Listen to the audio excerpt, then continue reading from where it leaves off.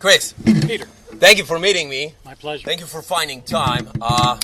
Fantastic car. Oh, thank you. Fantastic car, and I will tell you, I remember like today I was passing you, and again, I've seen you around long time ago, 5, 6, 7 years, talking about Miramar, Stock Plaza, Fifth Avenue car show, so you're all over exactly, and you're driving those classics.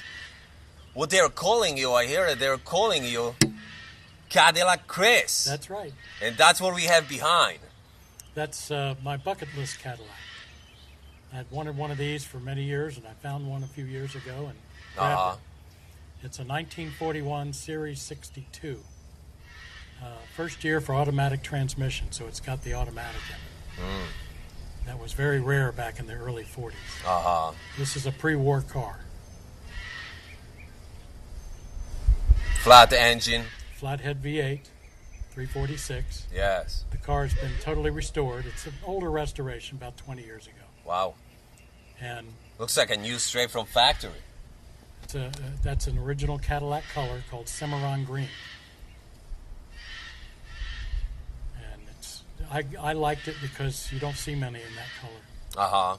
So it gave it something different. And we were 2024 calendar for the Cadillac LaSalle Club, the national club. Wow. We were the month of January. They put this car on there for their calendar. I mean, you said you don't see that many cars in this color. You don't see those Cadillacs. I haven't seen, before I met you at the car show, I haven't seen that kind of, you see Cadillacs 50s, 60s, but going pre-war, that's big deal. Well, those are vehicles that you don't see much because they hide them. There's not many left, and the people that have them, like me, they stay garaged. And that's the story. It's again what I'm meeting with guys. There's always some story behind talking about my episodes or unique choice. Your unique choice is bringing you here today with me exactly as I'm passing you, and I haven't seen that kind of Cadillac before. That's your choice, which is unique, and there is something always behind it. Yeah, I mean, there's a story behind every car we have. Yes. Pretty much. This car came from Wisconsin. Gentleman had restored it and passed away and sold it to a classic car dealership. His family did. And then they had it online, and I waited till the price got to the right spot. Yes. And then we grabbed it. So it's the oldest car I have.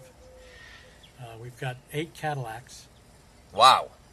And that's the point why they're calling you Cadillac Chris. We have a Packard. We also have an Oldsmobile. Really? Wow. And, of course, my wife's Pontiac Solstice, which is kind of rare because they don't make Pontiacs anymore. So it's always been my passion, Cadillacs. I don't mind saying I don't care for the new ones these days. They're more like it's more like you're driving an iPad. And I like the car to be a car. Yes. To drive, to enjoy, Yes. to feel it as you drive it. You have to drive it. You can't let the car drive itself. Yeah, 8 of them, Cadillac Chris. I'm the same way. I will tell you, I'm coming straight from Poland. I travel a lot of in Europe. During of my college, after college, I was always on an adventure. You need to have a little courage inside yourself to do something like that, to leave the home and just go and travel, explore the world, be on an adventure. That was always me, kind of, but I just love travels, love meeting people. I'm crazy car enthusiast, photographer, videographer, so I just love camera equipments and everything what is connected with. Coming exactly from Europe, crazy about American car culture, which I think American car culture is huge. Talking about cars, 30s, 40s, 50s, 60s, just the body lines, everything what was created here in this country is just spectacular automotive piece of art, and always was for me. As you approaching right now, and you even said it, driving new cars is not really for you. I'm kind of the same way. I mean, yes, I like some sports cars, exotic cars, but I like to drive my car. That's how I was raised. And that's how I'm approaching the driving for me, doing even road trips or something. I want to feel, I want to hear the engine, I want to smell the oil or gasoline. I don't mind to get my hands dirty. And I think that's the real approach in our lives. where we moving right now? We moving, we evolving as a humans. We doing some steps on our ladder, or everybody are into or not. It doesn't matter. The same with social media, everything like that, the same way. But yeah, having classic cars and having communities, which you guys created here since day one, and we just talking about that with my other guests, episode after episode, what I'm observing and learning, because that's the reason for the love of the hot rods, that I'm diving into your culture and learning and experiencing with your help, that they're pretty strong. And you have so many events around the United States, and you have such a big communities, and the guys are connected, and I'm meeting them and observing that they are meeting on the events in the different parts of the countries, the same guys with the same cars, and they are like family. They know each other, they're talking with each other, they're meeting in the different states, driving, road tripping in the classic cars. What a spectacular experience. And I had the amazing opportunity. Exactly, one of my friends exactly took me for a road trip in a 61 Metro, and together with us also was on this road trip 37 Chevy, Florida, Texas, Florida. Real experience. There was some issues, engine issues with the cars, breakdown on the side of the road, advanced part around, picking up the part, being familiar what could go wrong. It's just amazing. We belong to a club. It's called Cadillac LaSalle Club National. Okay, located in? All 50 states. All right. It's a national club. Yes. And every year they have what they call a Grand National Show. As we sit here speaking, they're having a show in Nashville, Tennessee. I think it's in Nashville. Wow. Shame on me for not knowing that, but I'm pretty sure it's Nashville. Before we moved down here, 2017, I'm from the Washington, D.C. area. All right. And we had it there. And we had a chance to, our local club, there's local clubs, and then there's the national club. And the local clubs, they're the ones who host these shows. Uh-huh. So our local up there in the Washington area was the Potomac region. They hosted the Grand National in 2017. So I got to work there. I was a judge, got to judge the cars, and people brought their cars in, drove them, trucked them in from all over the country. We had somebody come from Alaska. Wow. We had somebody come from, strangely enough, Australia with their cars. And it's a big deal. Yeah. And so I got a chance to work in that. They don't have them down here very often in Florida, mainly, and they have had them in Florida. The last time I think it was Orlando. It gets too hot in the summertime here for them. Yeah, definitely. We have our time for car enthusiasts and car collectors is 365, because that's what we have sun. We are blessed with that, definitely. But the rainy season, it's here, so definitely, a lot of meets or postpone or reliability rounds too. But the Cadillac LaSalle Club is instrumental in getting you information about the cars. We have a magazine that comes out. That's fantastic. That we get. It's called the Self Starter, and we get to look at that. It's got ads in there. You can find auto parts, Cadillacs, various things, and the local clubs are just for local get-togethers kind of thing. This weekend I can't go because we've got the Father's Day car show in Miramar. Yes. For the Naples Club. Yes. But the Cadillac LaSalle Club of Florida is having their picnic in Tampa. So we're not going to be able to go to it this year. So they do things like that. It's just it's a way camaraderie. Yes. Talk about things, various stuff. It's a lot of fun. These cars are, they're a lot of work sometimes. Yes. You talked about road shows. I haven't taken this one. We drove our Packard from Virginia, where we lived, all the way to South Carolina, to Charleston. Wow. And back. Wow. Just driving. It's a 1946 Packard. Okay? People say, aren't you afraid that it's going to break down? Well, not really, mainly because I'm the one who takes care of them. And maintaining you all know day, what's every been day. done to it. Yeah. And they're relatively simple. And as long as you keep the oil changed, yes, various things, and grease job and stuff like that, you're fine. It was just a trip down there for a car show that they had on one of the coastal areas of Charleston. I can't remember the name of the place. It's very popular. And so we went down there for this national show they had. And that was a lot of fun. After all that, we didn't win anything, but that's okay. We had the fun part of the road trip. That's pretty road trip. What do we have there? Like a good 8 hours, I would say.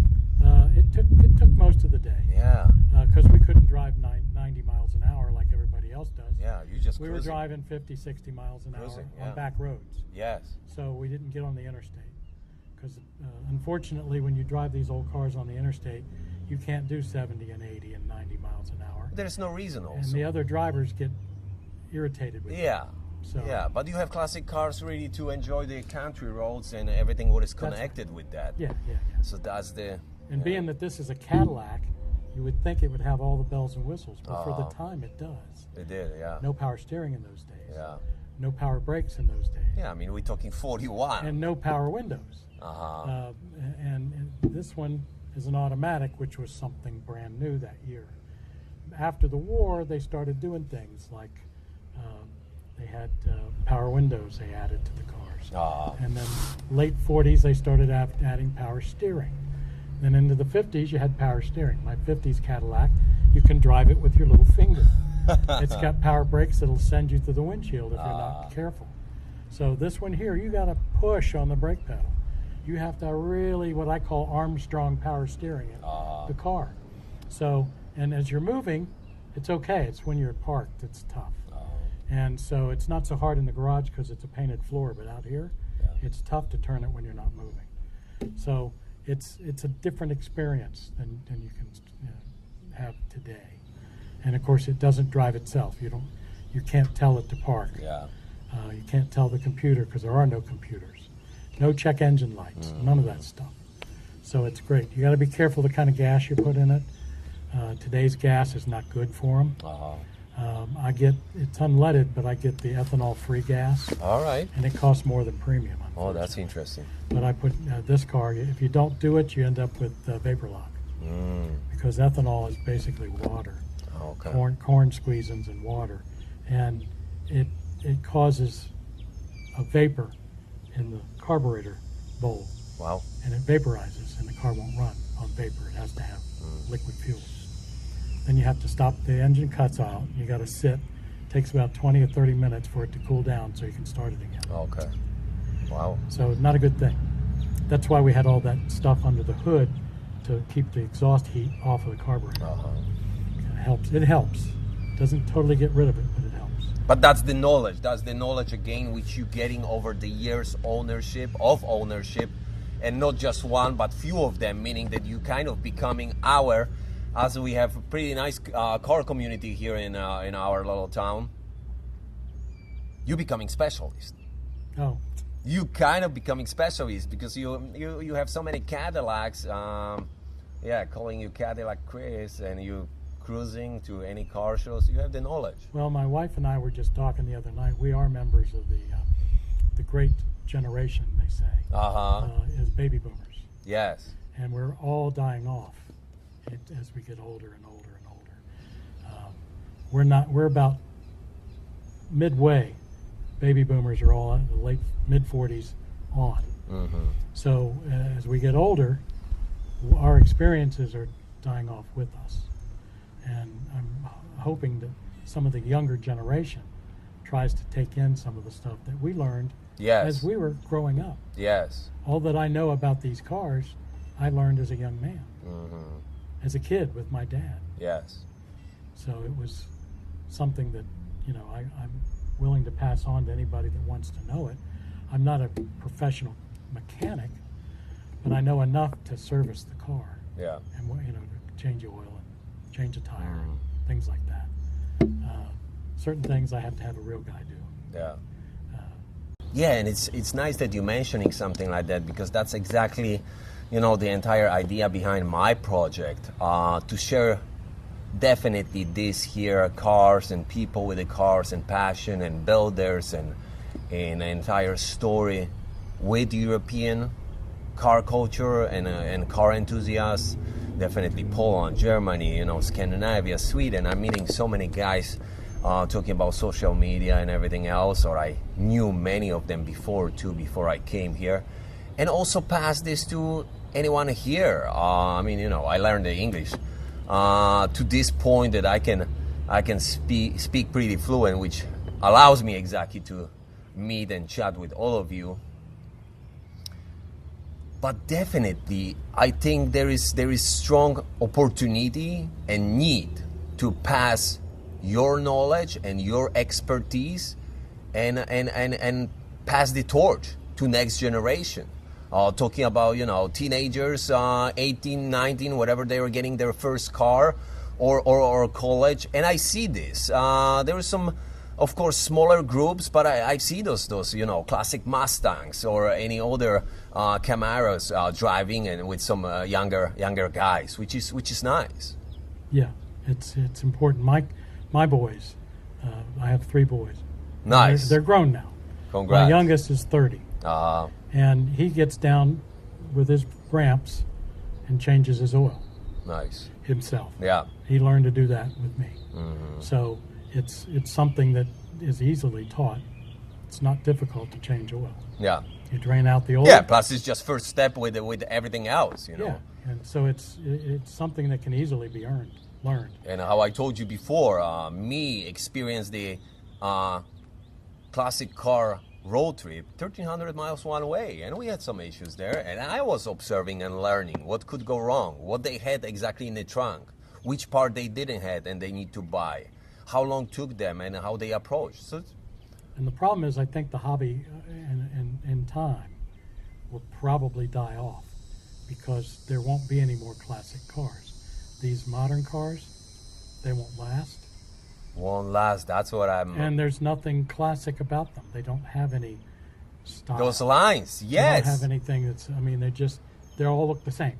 Yeah, as you pulling from the garage and you pointing the emblem on the hood and mentioning that this is used to open the hood. That's just those little details. Yeah. Which were designed by automotive artists back then. That's right. That was a big deal. Yes. The fancier or the more unique you could make it, the better it was. Yes. My 56 Cadillac, the left rear taillight flips up. That's where you add the gas. What an idea. That was something that Cadillac had on just about all their cars. On this one, it's a little over the top of the taillight. There's a little piece of chrome, like a chrome fin, and you pull that chrome up, and that's where the gas goes on this car. But it's different. Yes. Different models, they change them. Yeah. So it's a nice feature. It helps sell cars back in the day, but it's interesting to people when they see that. It's like, wow. Yeah. Where the exhaust system came out the bumpers instead of out under the car. It came through the bumpers. On this one, it comes out under the car, but on the 56 Cadillac, it comes through the bumpers.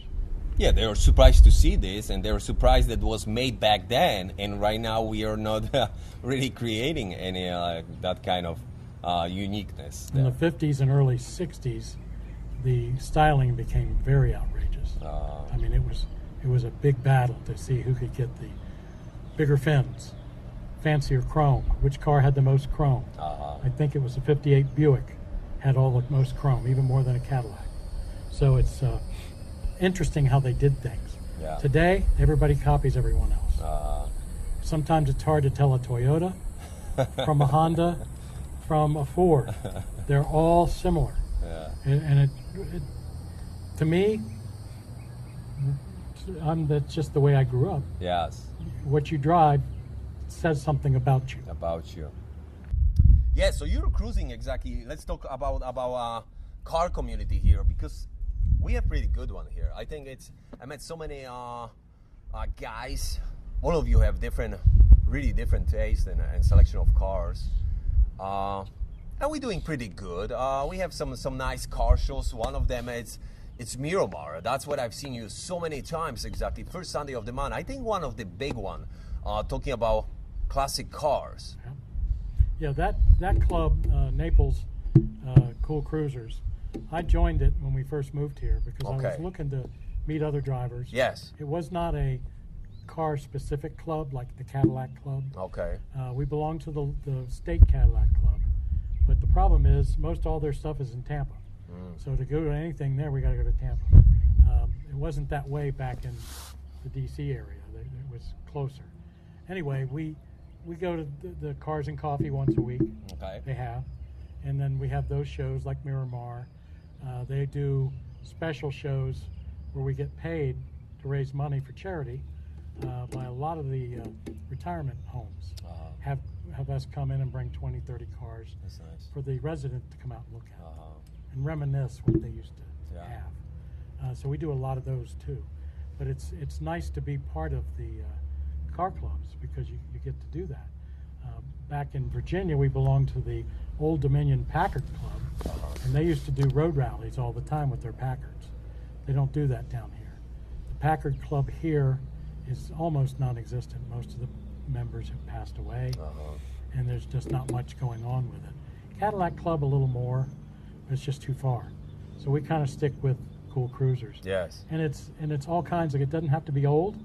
We have new Corvettes, new Corvettes, and newer hot rod style cars, the new Broncos, things like that, and that's okay.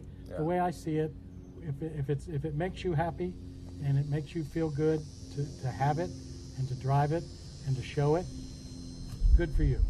I never make fun of anybody's car. Yeah, the Miramar, and there's a nice group of guys, and I think it's just nice. First Sunday of the month, and it's pretty nice. Especially during off season when the weather allows, it's nice. It's becoming bigger and bigger what I see every year. And it is also unique. You mentioned your entire story exactly right now talking about cool cruisers. There was something connected with the radio. I remember as I was passing you on a car show, we chat about cars, but then we kind of switched totally subject to radio. Well, for 40 years, I was a radio personality in Washington, D.C. 40 years, wow. 40 years. I did radio and I did TV booth announcing for local television stations. Wow. Back in those days, television stations had their own announcer. And he went into a little booth, like a phone booth. And you would put your hand up and you would do your announcements. And I did that for a TV station. Then I had an evening program later, my later career. Early on, I was a country radio disc jockey. In the 1980s, one of my listeners was President Ronald Reagan. Wow. Actually called and made a request one time. And so when I moved into oldies radio, which goes along with the cars, and worked a show called Backseat Memories. And a lot of people from my era remember in high school, you'd take your girlfriend out and you go to the lake and you get in the back seat and, what we used to call necking, making out, things like that. And you had the radio on, listening to your favorite rock and roll songs. So hence, I came up with the idea of doing a call-in request show called Backseat Memories. And it blossomed into a huge show in Washington. And I had ratings higher than most morning shows had. Wow. In radio in Washington. So I did that. I got to meet a lot of personalities. I sang on the air live, a cappella. Was interviewing Frankie Valli of the Four Seasons. Wow. And we sang Can't Take My Eyes Off of You together on the air. Now, I wasn't as good as he was. What a memory. But it was nice to have that. This was back in the 80s. Yeah. And then, I got to introduce Johnny Cash at a concert and have dinner with him backstage before the concert. I got to interview and have dinner with Kenny Rogers backstage with my mom because she was a big fan. And then introduce him at the Capitol Center in Washington, D.C. So I did a lot of that stuff. Hence, the name of our boat is A Wonderful Life. My wife and I had what we call a wonderful life. She's an engineer, computer engineer.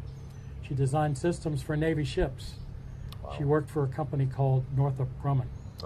And she designed the bridge systems, operation systems, for the latest aircraft carrier, Gerald R. Ford, that we have. Wow. Largest aircraft carrier in the world. And so she retired after 20 years there when we moved here. So we had what I think was a wonderful life. So that's nice name to something what can really continue your journey. Yeah, and Dee Dee and I knew each other all through 12 grades of school. Wow. And when we graduated from high school, I went this way, she went that way. Uh-huh. And then almost 40 years later, we met up again. Both of us had been divorced and decided, you know what, let's make up for the 40 years and let's get married. So we got married. So here we are. Here you are, you're cruising classic cars and cruising on a beautiful boat called Wonderful Life. Chris, thank you. It was really nice to do that radio show because it gave me a chance to meet lots of people.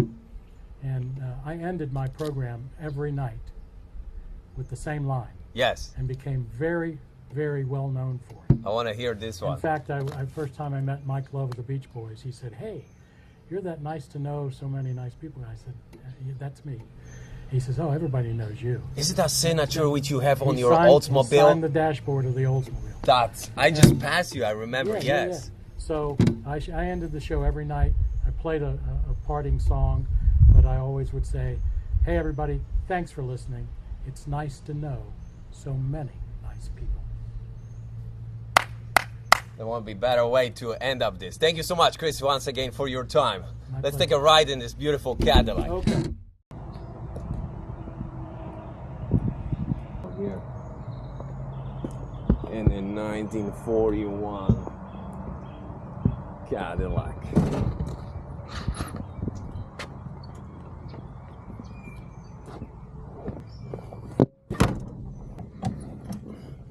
All right.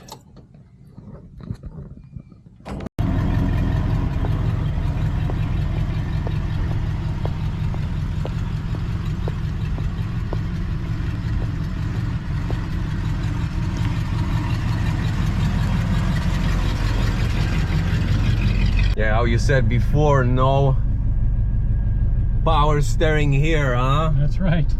Armstrong power. That's how you get muscles back then. The real muscles.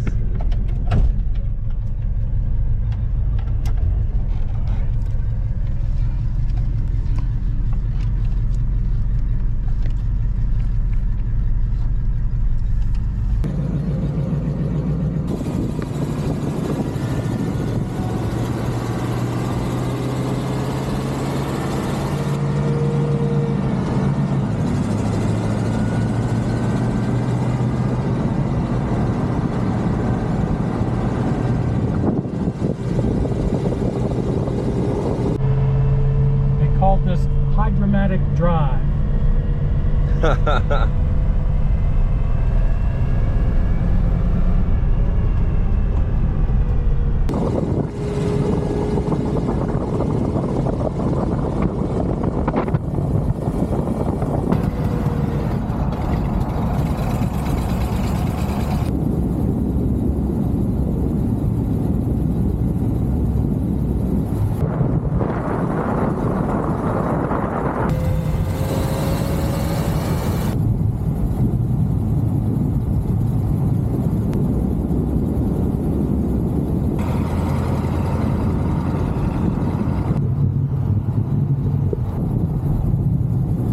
Yeah, the seats have coil springs in them like a mattress. Oh, really? That helps with the floaty ride. All right. Ride like a Cadillac. Yes. Oh, 84 years old Cadillac. That's not too bad.